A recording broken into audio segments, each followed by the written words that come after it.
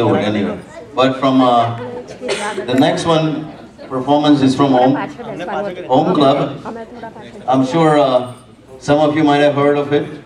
Some of you have learned from it and started another clubs. We are a group of family friends that started an investment club way back in 1988. And we've been together ever since. So just that alone is quite a feat for all of us. So, and for every occasion we've been doing this. So this time we are going to do a dance that is probably going to be a little bit different than what we've been done before. So sit back and enjoy the dance.